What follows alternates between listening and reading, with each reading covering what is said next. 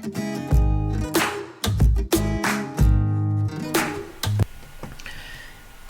everyone, welcome back to my channel Investor Happy. Selamat pagi semua. Video kali ini kita akan membahas tentang menentukan support dan resisten ya. Ini untuk teman-teman pemula yang di treatment class, silakan di ini ya, dilihat dulu. Untuk teman yang udah biasa nentuin, udah bisa nentuin support dan resisten, tidak perlu ya. Jadi teman-teman lewatin video ini bisa lanjut ke materi berikutnya ya. Oke, ini menentukan support dan resisten. Apa itu support dan resisten? Nah, kurang lebih kayak gini ya. Ilustrasinya kayak gini. Support tuh nanti sebagai lantainya. Nah, resisten tuh sebagai atapnya guys ya. Jadi ketika nanti ada barang jatuh sini kan dia mantul ya. Mantul. Apakah nembus resistennya? Nah, kalau dia nembus resistennya ini akan menjadi supportnya ya. Akan nembus lagi atasnya kayak gitu ya. Jadi ini support tuh ibaratnya ya dia akan menjadi tumpuannya tuh. Kita ada barang jatuh tuh dia akan tembus atau enggak. Kalau kuat berarti dia enggak akan jeblos ke bawah gitu ya. Oke, tak tunjukin lagi ya. Habis ini kayak gini guys ya. Jadi ini menjadi support, ini menjadi resisten ya. Jadi ini ada penurunan harga. Ketika adanya tuh support dia naik lagi nih. Tapi ke atas dia tidak kuat menembus resistnya, keblok ya, akhirnya balik lagi ke bawah. Setelah menembus supportnya mantul lagi. Nih mantul lagi. Nih, akhirnya naik lagi, nggak kuat nembus resistnya, turun lagi. Kayak gitu guys. Jadi ini ya menentukan support ketika nanti turun. Nah teman-teman tentuin tuh support mana yang terkuat nanti untuk entry kita. Terus ketika harganya udah naik, nah kita udah punya barang, nanti dicek kira-kira nanti take profitnya di resisten mana. Nah kayak gitu guys. Jadi nanti kalau beli berarti kita nyari di support terkuatnya, kira-kira di sini, nanti berhenti, nanti entry. Terus ketika kita barangnya udah naik, kita udah untung kan, nah nanti mau take profit di mana gitu. Lanjut lagi. Nah, cara menentukan support dan resisten. Nah, biasanya saya menggunakan 5 ya cara ini, karena nanti dikombinasikan ya. Karena kita kan mainnya pola homologi guys ya. Jadi tiap emiten pasti itu ada polanya tersendiri. Jadi kita pendekatannya nanti beda-beda ya. Yang pertama itu menggunakan garis trendline. Nah, trendline guys ya. Jadi nanti tarik-tarik. Terus yang kedua menggunakan moving average ya. Ini terserah teman-teman nanti mau pakai SMA atau EMA ya. Yang ketiga menggunakan pivot point. Nah, terus yang keempat teman-teman menggunakan Fibonacci ya. Yang kelima menggunakan historic splash. Nah,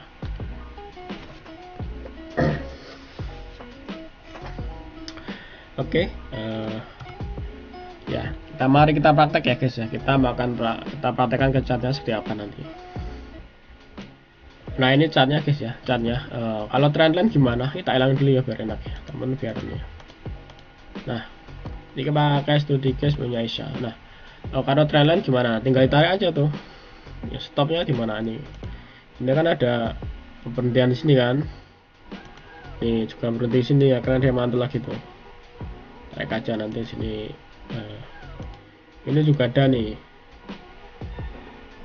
pemberhentian di sini ya kan, dia mah di sini kan. Juga ada di sini. Jadi untuk supaya kita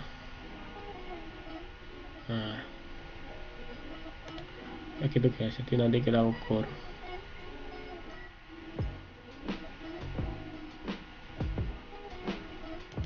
Ini miring ya.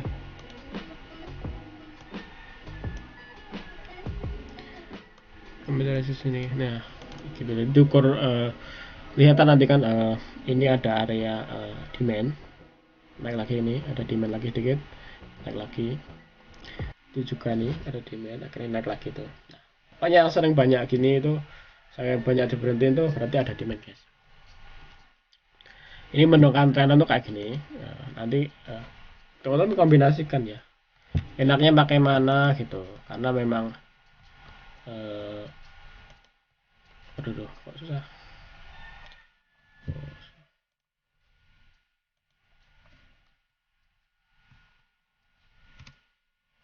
dihapus guys.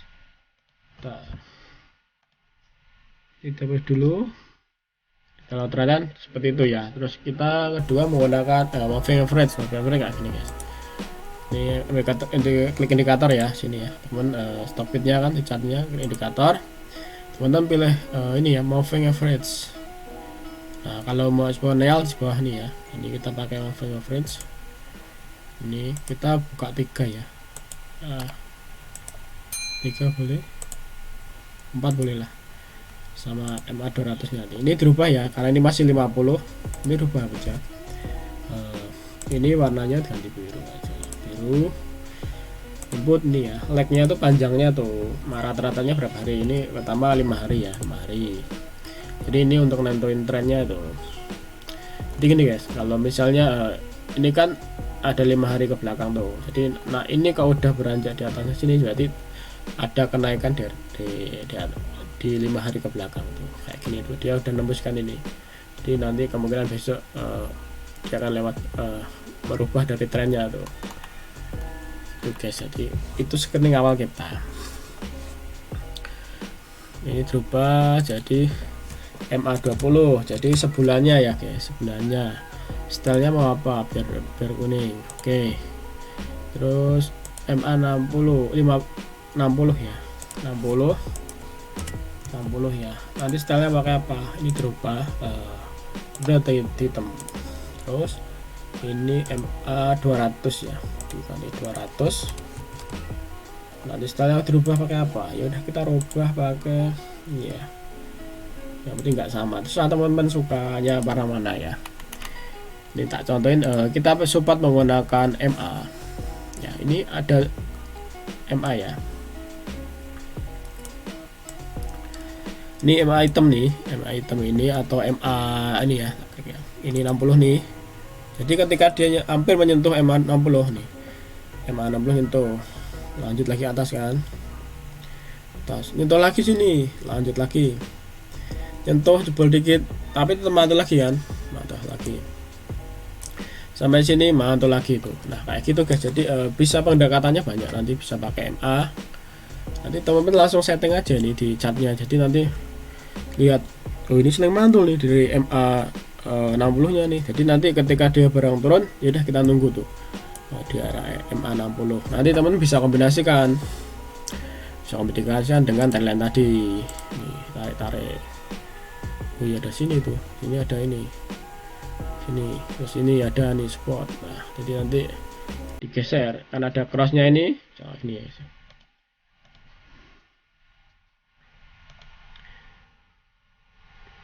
Ini kan ada nih. Nah, jadi area ini, dekat area ini nanti kita ngambil. Tuh bisa gitu.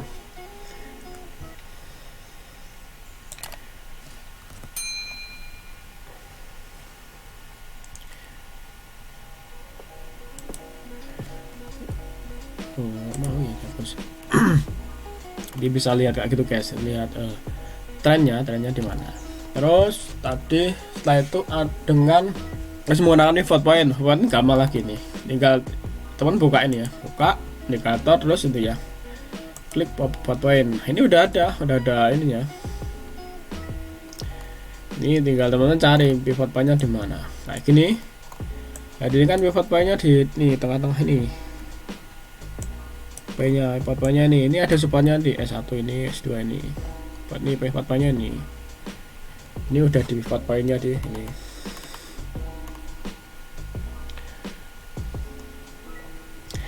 Ini ada di ini, ada support satu di sini tuh. Enggak begitu jauh guys. Ini. Nah, kayak gitu guys. Gunain pivot point. Ya ini opsional sih. Teman-teman bisa pakai ini, bisa enggak. Tapi saya suka pakai yang karena di emiten tertentu saya menggunakan ini. Biasanya yang kasus downtrend yang downtrend full gitu, suka gunain nyari yang emiten kayak gini. Terus lanjut lagi menggunakan Fibonacci. Fibonacci bisa ini ya teman, bisa tarik ini. Ini Fibonacci retracement ya. Ini ada tanda gede ini. Ini kita nyari yang titik nyari support kan, nyari terendahnya misalnya di sini ya. rencana di sini, nanti kita tarik ke atas ini. Nih. Nih. Sama kan ya, sama dengan pas ya supportnya ya. Nih kalau mau nyari resist ya tinggal kebalikannya, dari atas ke bawah gitu.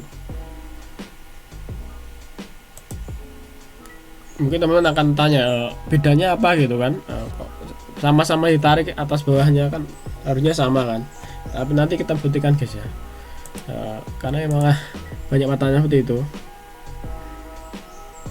Nih ya, pasti ada geser dikit guys. Ini ada geser dikit kan, ini ya ada geser di sini dikit. Kalau kita atas nanti pas ya, di sini menjadi supportnya. Kalau ini jadi kayak ada geser dikit nih, ada pergeseran dikit. Nah ya gitu, nanti teman-teman bisa kombinasikannya dengan Fibonacci ini dengan MA ya gitu. Ini kan kelihatan ada support sini, jadi nanti ya teman-teman nunggu di arah sini, di arah sini jadi resistnya gitu. Terus kalau acuan pakai harga gimana? Nah, saya biasanya gini guys, karena saya udah hafal emiten tersebut, biasanya nunggu di area KSA ini di 320 ya, pasti dia nyentuh 320 ya, di sini ya, di sini. Bentar kita cari ya, ya ini ya 320 ya, ini. Jadi bisa menggunakan itu. Jadi saya nggak udah, karena sering hafal di sini saya menggunakan acuan 320. Saya itu ke bawah ini ya, di 302 ini 260-an. Jadi kayak gitu. Nanti kalau teman-teman udah hafal, udah sering beli, nah teman-teman akan tahu tuh EXA turun. Nah turun seperti ini. Nah karena udah pernah sering trading di sini, biasanya 320 tuh mantul, ya udah kita nanti di 320. Kalau jebol berarti nanti akan ke 260-an kayak gitu guys. Ini jebol kan, harganya ke 264 nih ya, seperti itu. Jadi ada 5 tadi. Pertama menggunakan trendline, kedua menggunakan moving average, ketiga menggunakan pivot point, keempat menggunakan Fibonacci, kelima menggunakan harga ya, harga. Nanti harga ini memang yang udah hafal guys ya, hafal pergerakannya di emiten ini. Jadi nanti teman-teman, biasa saya udah nggak ngecek lagi karena udah terlalu sering itu 320. Jadi ketika masuk 320 ini saya biasanya nggak ngambil, makanya ini tak masukin di kolam cuan saya untuk swing. Jadi kalau dia bisa naik tinggi terus turun, nah tak tungguin aja tuh di 320. Biasanya dia mantul, walaupun nanti akan jebol-jebol, biasanya nggak akan baik lagi. Jadi jebolnya tuh kedua penempatan itu pasti baik lagi. Oke guys, menentukan support dan resistance kurang lebih kayak gitu ya. Nanti bisa ditanyakan ya di kolom di grup ya, kalau yang belum tahu. Tapi misalnya ada metode lain silakan ya teman-teman ya. Di sini biasanya saya menggunakan itu. Misal teman mau menggunakan cara lain ya silakan. Oke, sampai ketemu di materi berikutnya. Happy cuan and happy investor. Bye bye.